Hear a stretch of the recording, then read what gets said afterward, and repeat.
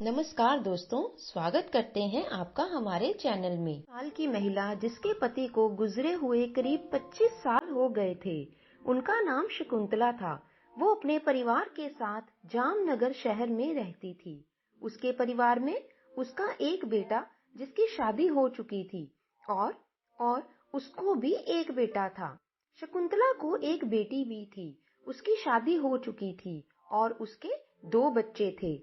शकुंतला घर में अकेले बैठी रहती थी। उसके बहू और बेटे दोनों नौकरी करते थे और काम करने के लिए एक काम वाली भी आया करती थी। एक दिन शकुंतला ने अपने बेटे बहू से कहा, बेटा ये नौकरानी क्यों लगा रखी है तुमने?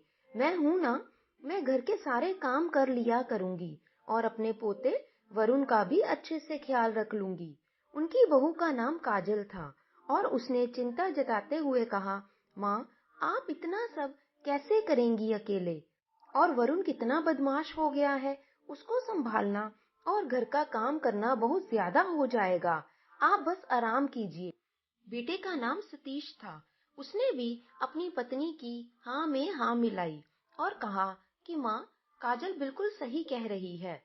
क्यों इतना वजन आप अपने सर पर लेना चाह रही हो? आराम से रहो, बस आपको कोई भी चिंता करने की आवश्यकता नहीं है। शकुंतला उदास होकर अपने कमरे में आ गई। उसने बेटे बहू की बातों पे गौर किया और सोचा कि वो शकुंतला की भलाई के लिए ही सोच रहे हैं। अगले दिन शकुंतला शाम को नीचे पार्क घूमने गई। वहां पे शकुंतला का पैर फिसल गया। तभी शकुंतला का हाथ एक इंसान के हाथों में जा गिरा और उसने शकुंतला को गिरने से बचा लिया। फिर शकुंतला जब सीधे खड़ी हुई और उस आदमी को उसने धन्यवाद किया और कहा, आज बचा लिया आपने, नहीं तो लंगड़ी होकर बुढ़ापे में बोझ बन जाती बच्चों पर। आदमी ने मुस्कुराकर कहा, बच्चों का बोझ संभालते हुए आपने नहीं सोचा, लेकिन जब आपको संभालने की बारी है तो आप खुद अपना बोझ बच्चों को नहीं देना चाहती हैं। असल में यही है माँ का वास्तविक अर्थ। शकुंतला उसकी बातें सुनती रह गई। उसके बाद वो आदमी वहां से चला गया। फिर कुछ समय बाद शकुंतला जब घर आई तो उसके फोन पर एक कॉल आया। शकुंतला ने फोन उठाया तो सामने से आवाज आई, हेलो माँ। शकुंतला की आंखों से आंसू आ गए और शकुंतला बोली, हेलो राधा, तू पूरे 2 महीने के बाद मुझे कॉल कर रही है, तुझे मेरी याद नहीं आती? राधा, आती है माँ, लेकिन मेरी जॉब है और बच्चे भी हैं, उनको भी देखना होता है और यहाँ विदेश में नौकरानी मिलनी मुश्किल है, तो बहुत काम हो जाता है माँ। शकुंतला कहने लगी, अच्छा वो सब छोड़ और ये बता कि कब आ रही है? तेरे दोनों बच्चों को देखने का बहुत दिल कर रहा है। मैंने दोनों को एक बार भी नहीं देखा है। पूरे 8 साल हो गए हैं तुझे यहाँ आए हुए। वरुण भी 6 साल का हो गया, तो उसको देखने कब आएगी? राधा आगे से बोली, माँ इस साल नहीं हो पाएगा, तुम्हारे दामाद जी को बिल्कुल भी छुट्टी नहीं मिलती है और बच्चों के बाद मैंने फिर से जॉब करना शुरू कर दिया है और अभी छुट्टी नहीं ले पाऊंगी। ये सुनकर शकुंतला फिर से उदास हो गई और बोली, ठीक है। इतना बोलते ही राधा ने कहा कि माँ मैं जा रही हूँ, मुझे अब बच्चों को खाना देना है, और फिर वो चली जाती है। शकुंतला, हाँ हाँ बेटा तुम जाओ। शकुंतला वही बालकनी में खड़ी हो गई। तभी वहाँ क्लासिकल गाने की आवाज आ रही थी। शकुंतला को भी जवानी के समय में गाना गाने की बहुत इच्छा होती थी, तो उसने कुछ दिन सीखा था, लेकिन पति के जाने के बाद उसने सीखना छोड़ दिया था क्योंकि दोनों बच्चों की जिम्मेदारी सर पे आ गई थी। अब शकुंतला का पैर अपने आप उस गाने की खोज में बढ़ने लगा। शकुंतला नीचे आई क्योंकि उसका बेटा और बहू 5 माले पर फ्लैट में रहते थे। नीचे आने के बाद शकुंतला धीरे धीरे दूसरी गली की ओर मुड़ने लगी और वहां जाकर उसने देखा तो एक क्लास दिखी। यहाँ पर संगीत सिखाया जा रहा था। शकुंतला जब वहां और पास गई तो वहां वही आदमी दिखा जो उसे पार्क में उसने उसे गिरने से बचाया था, और वो और अंदर जाती रही और उसको पता भी नहीं चला कि कब वो वहां पहुंच गई। शकुंतला को सामने से आवाज आई, जी मैं विजेंद्र सिंह यहाँ पर संगीत सिखाता हूँ बच्चों को। क्या आप अपने बच्चे के लिए यहाँ पर आई हैं? शकुंतला ने देखा कि ये तो वही आदमी है जो पार्क में मिला था। फिर शकुंतला बोली, माफ कीजिए, मैं यहाँ पर गलती से आ गई। विजेंद्र ये सुनकर मुस्कुराए और बोले, तो लगता है तुम संगीत प्रेमिका हो। शकुंतला ने कहा, जी मैं वो विजेंद्र, हाँ, पकड़ी गई हो तुम।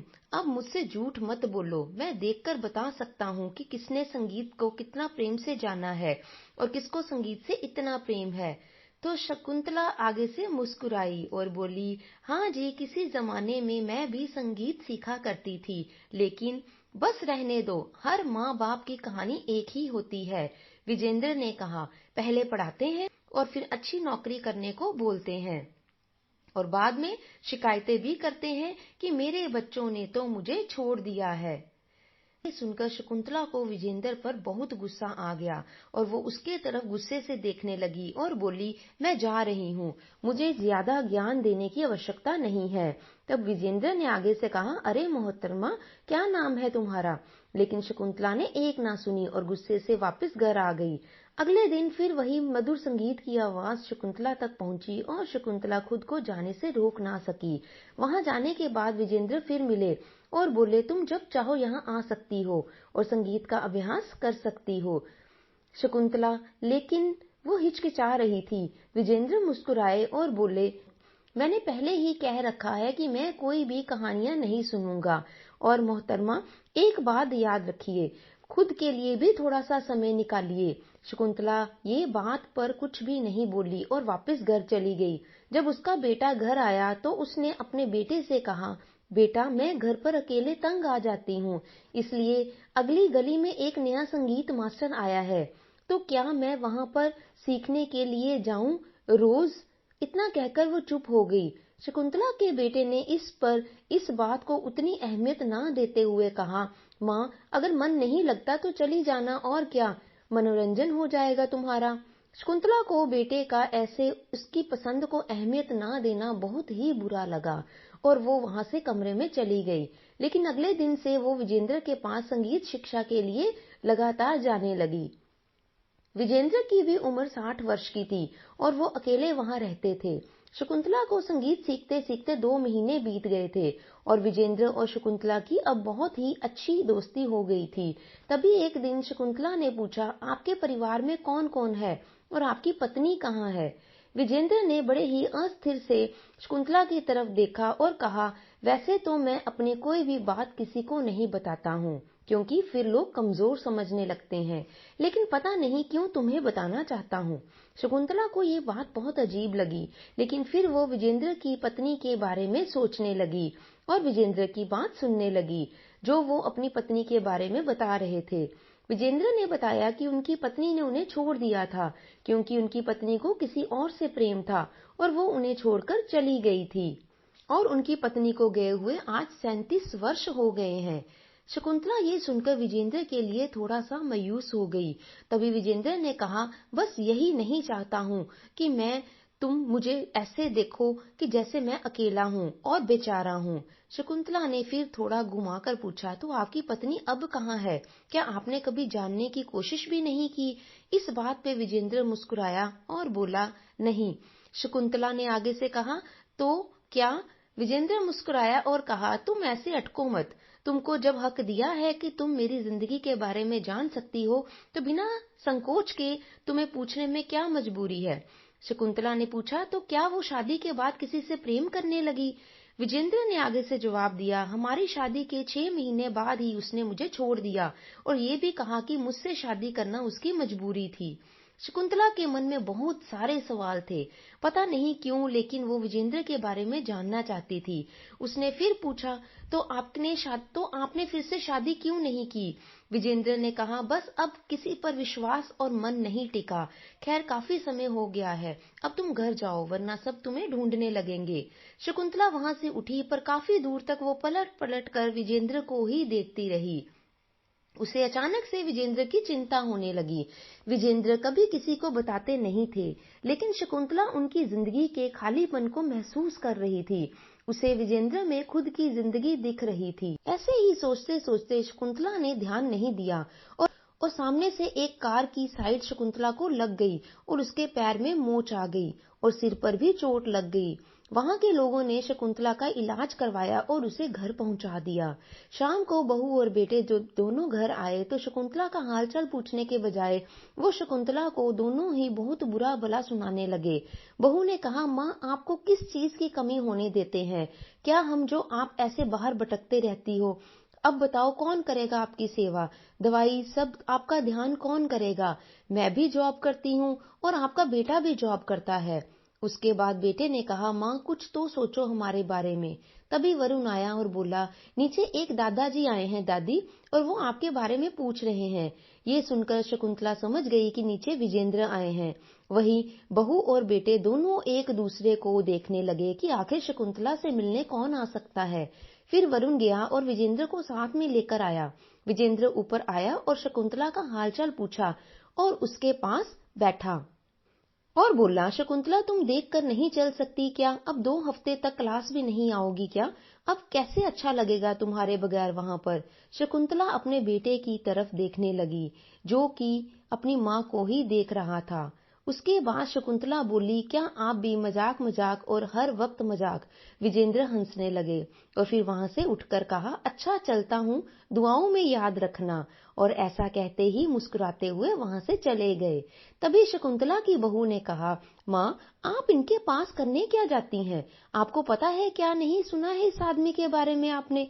इसने अपनी पत्नी को इतना मारा कि इसकी पत्नी इसको छोड़कर भाग गई। तभी बेटे ने भी कहा, हाँ मैंने भी सुना है माँ, और ये भी सुना है कि ये बूढ़ा एक साथ बहुत सी औरतों के साथ संबंध रखता है, इसलिए अपनी पत्नी को पीटता था। और माँ ये कैसे बात करता है आपसे? तुम करके कौन किसी से बात करता है? अब आप वहां पर नहीं जाओगी, वहां पर बस अब माँ नहीं जाओगी। ये कहने के बाद बेटा और बहू दोनों अपने कमरे में चले जाते हैं। अगले दिन से बेटा और बहू दोनों ऑफिस चले जाते हैं और वरुण स्कूल चला जाता है। शकुंतला घर पर अकेले ही रहती थी और साथ में नौकरानी भी शकुंतला की बात जल्दी नहीं सुनती थी, क्योंकि शकुंतला को बाथरूम जाने के लिए भी किसी की जरूरत पड़ती थी। शकुंतला वैसे ही रोती रहती थी। एक दिन उसने राधा को फोन किया। उधर से राधा ने कहा, हेलो माँ। शकुंतला, राधा वो मैं, तो राधा ने अचानक ही आगे से पहले ही बोल दिया, माँ अभी मैं बिजी हूँ, बाद में बात करती हूँ। शकुंतला बोलती ही रही और राधा ने अचानक से फोन कट कर दिया। शकुंतला रोते रही, लेकिन उसे वहां देखने वाला और बात करने वाला कोई नहीं था। शकुंतला को विजेंद्र के क्लास में जाना और संगीत सीखना बहुत पसंद था। 2 महीने से वो बहुत ही खुश रहा करती थी। शकुंतला ने बहुत सोचते सोचते विजेंद्र को फोन लगाया और कहा, हेलो। विजेंद्र ने आगे से जवाब दिया, हेलो मैं विजेंद्र बोल रहा हूँ, कहिए कौन बोल रही हैं आप? शकुंतला ने आगे से जवाब दिया, मैं शकुंतला बोल रही हूँ। विजेंद्र ने खुशी से कहा, वाह शकुंतला, तुमने फोन किया। मुझे लगा बेटे और बहू के कहने पर तुम मुझे फोन नहीं करोगी, क्योंकि तुम्हारा बेटा और बहू मेरे सामने वाले घर में आते हैं और वो लोग मेरे बारे में क्या क्या बोलते हैं ये तो सब जानते हैं, क्योंकि उसने सबको बताया हुआ है मेरी मनगढ़ंत कहानी। शकुंतला ने आगे से कहा, अभी आपने कहा फोन पर कि आप कौन बोल रही हैं, फिर आप मुझे क्यों तुम कह रहे हैं? विजेंद्र, शकुंतला। ये कहने के बाद विजेंद्र चुप हो गए। तभी शकुंतला ने कहा, क्या कुछ कहना चाहते हैं? क्या तुम्हें मेरा तुम कहना अच्छा नहीं लगता? विजेंद्र ने कहा। शकुंतला कुछ नहीं बोली, आह करती रह गई। विजेंद्र समझ गया, तुम्हें भी शायद वो कहानी सुना दी गई है। कहानी सबको मेरी पता है, सबकी तरह तुम भी मुझे गलत समझ सकती हो, लेकिन मैं चाहता हूँ कि तुम मुझे गलत मत समझो। मैं तुम्हें तुम बुलाता हूँ क्योंकि मुझे तुम बिल्कुल मेरी माँ की कॉपी लगती हो। बिल्कुल वैसे ही हो तुम, किसी और के लिए अपनी जिंदगी कुर्बान करने वाली। शकुंतला आगे से कहने लगी, मतलब विजेंद्र, मतलब तुम्ही ने ही बताया था कि पति के जाने के बाद तुम दूसरी शादी कर सकती थी, लेकिन बच्चों को पालना था तुम्हें और अपने पति के माता पिता को भी ध्यान रखना था। वो भी फिर तुम्हें छोड़कर चले गए भगवान के पास, लेकिन बच्चे तो हैं, लेकिन वो कहाँ हैं शकुंतला? शकुंतला ने कहा, मैं फोन रख रही हूँ। इतना कहकर शकुंतला ने फोन रख दिया और जोर जोर से रोने लगी। शकुंतला के एक्सीडेंट को 1 हफ्ता हो चुका था और शकुंतला को बस मोच ही आई थी। इस कारण वो अब चलने लगी थी। अब वो अपने आप चल सकती थी थोड़ा थोड़ा। फोन के कुछ समय बाद ही विजेंद्र शकुंतला के घर आ पहुंचे। शकुंतला ने दरवाजा खोला और सामने विजेंद्र को देखा तो वो देखती ही रह गई। विजेंद्र ने कहा, अंदर नहीं बुलाओगी शकुंतला? शकुंतला ने कहा, हाँ आइए ना। फिर दोनों साथ में बैठकर बातें करने लगे। तभी नौकरानी ने शकुंतला की बहू को फोन करके बता दिया कि विजेंद्र फिर से शकुंतला से मिलने उसके घर पे आए हैं। कोमल और सतीश के घर आने से पहले ही विजेंद्र जा चुके थे। घर आते ही कोमल और सतीश ने सबसे पहले शकुंतला से विजेंद्र के बारे में सवाल जवाब करने शुरू कर दिए। कोमल ने तो बहुत कुछ पूछ दिया, यहाँ तक कि शकुंतला और सतीश भी अपनी पत्नी का साथ देता गया। कोमल ने कहा, ये देख रहे हो सतीश, तुम्हारी माँ बार बार उस आदमी को अपने घर पर बुला रही है। आखिर पूछो इनसे कौन लगता है वो इनका? क्या सोचेंगे लोग, क्या कहेगा ये जमाना? और ये भी तो सोचो कि 60 वर्ष के बूढ़े और बूढ़ी की दोस्ती पे लोग क्या कहेंगे? सतीश ने कहा, माँ कुछ फिक्र है आपको कि नहीं? आप हमारी क्यों इस तरह से बेइज्जती करवाने के लिए लगी हुई हैं? क्या इज्जत रह जाएगी हमारी इस समाज में? मुझे शर्म आती है ये सब सुनकर। दोनों की बातें सुनकर शकुंतला के मुंह से एक शब्द तक नहीं निकला, बस उसकी आंखों से आंसू ही निकलते जा रहे थे। कुछ समय के बाद सब सोने के लिए चले गए। शकुंतला ने तो खाना भी नहीं खाया था, लेकिन किसी को भी उसकी फिक्र नहीं थी। आज शकुंतला ने खाना नहीं खाया। ठीक ऐसे ही बहुत सी रातों को शकुंतला खाना नहीं खाया करती थी और ये देखने वाला घर पर कोई भी नहीं होता था। अगले दिन सुबह हुई और सब कोमल और सतीश को फोन करने लगे और शकुंतला के घर के बाहर भीड़ जमा हो गई, क्योंकि नौकरानी ने पूरे मोहल्ले में हल्ला कर दिया था कि शकुंतला और विजेंद्र दोनों एक दूसरे से प्रेम करते हैं। और इसी बात को लेकर सारे ही मोहल्ले में उनकी थू थू हो रही थी। कोमल रोते हुए सतीश से बोली, अगर ये अब हमारे साथ रही तो मैं यहाँ नहीं रहूंगी। क्या सीखेगा मेरा बच्चा इस घर में? ये सुनकर शकुंतला बोली, नहीं बहू, तुम मत जाओ कहीं, मैं ही चली जाऊंगी। सतीश ने भी कुछ नहीं बोला और चुपचाप मुंह घुमाए बैठा रहा। कुछ समय बाद शकुंतला अपना थोड़ा सा सामान लेकर घर से निकल गई, लेकिन वो कहाँ जाए ये उसे समझ ही नहीं आ रहा था। तभी अचानक ही सामने से शकुंतला को विजेंद्र खड़े दिखे। विजेंद्र पास आए और बोले, चलो मेरे साथ।